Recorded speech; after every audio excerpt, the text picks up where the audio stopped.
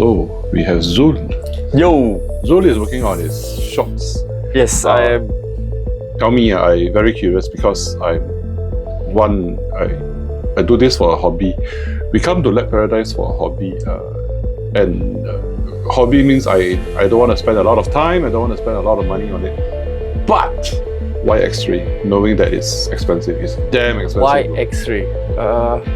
I don't know, I've always had X-ray during my 110 days for my 2-wheel drive and 4-wheel drive, so I know the platform is very hardy and reliable in that sense.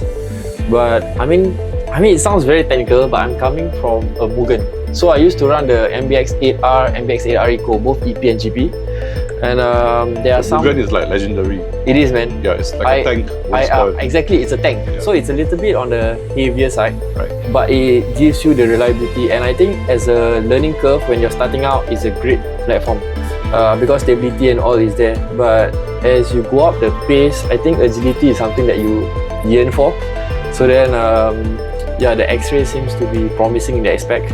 Plus, the transition isn't so drastic because it's from a pillow ball to a pillow ball. So driving style is very familiar, and I wasn't taking a big risk jumping into it. So that said, I wasn't that worried.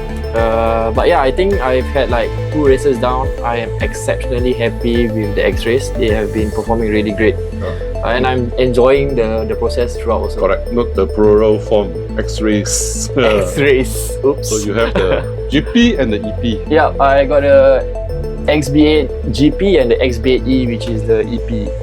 Yeah. Quite similar on our setup. So we both have the Power Pro, what? Power HD? Power HD servos, yeah. And then Power HD servos. 2105 OS. Yeah, the OS 05.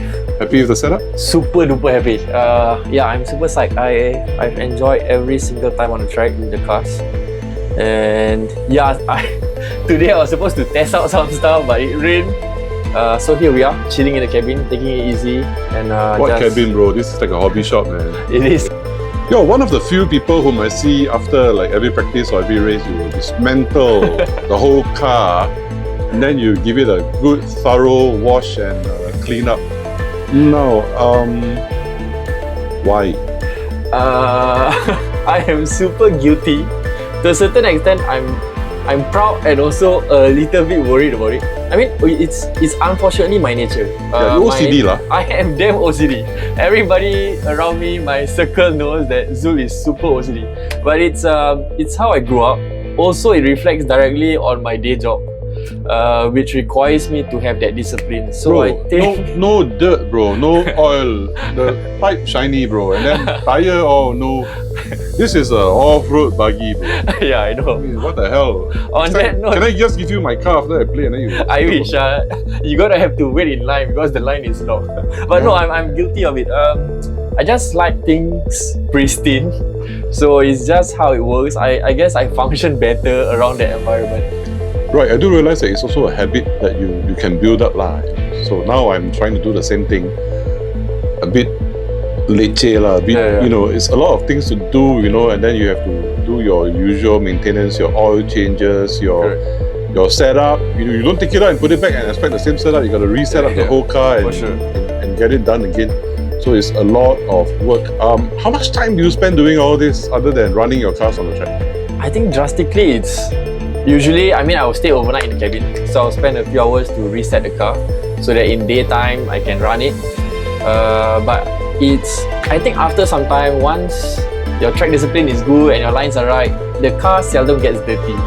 So your cleaning then reduces as you progress also. That is correct. We also realize that, you know, when you are new to the track, you get quite a bit of damages on the car.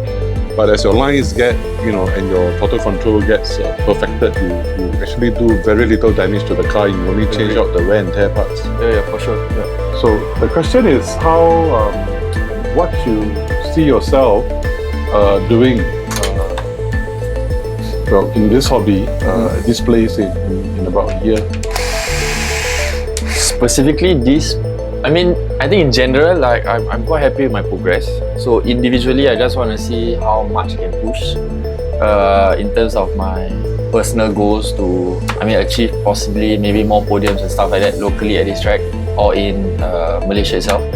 But on a side quest, I also want to get more people in. I mean, there's already a few out there who are in the learning curve, but I look to expedite and make them achieve what they possibly won't even have in mind, which I think is attainable. For most of them, they are doing great lap times.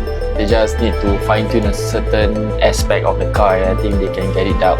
So that's possibly my goals right now. I think most important of all, I think everybody is having fun here. For sure, 110%, yeah. Rain or shine, everybody's having fun. Now you're aware that from David that we're going to be having quite a few big races, probably international races coming up. Yep. That's kind of exciting, right? Exceptionally exciting. I think it's thrilling just to hear of the news. And I don't see it being impossible as well. We got a great facility, wonderful driver stand. Yeah, it would be really, really awesome to have all those international races come over and show us how it's really done. Yeah, man. Bluntly. I'm so looking for it. Okay, Zul, having said that, what do you want to tell our viewers about here, Lap Paradise? I think in general, don't be intimidated. It's an awesome place, great environment. There's a lot of guys here who are willing to give a hand. And if you have by any chance the smallest tinge of wanting to try it out, you can drop me a PM or swing by. David is here at the shop running the place. He will link you up with the right people to get you off and enjoy yourself. Yep. Okay, man. Thanks so much for the interview. Cheers.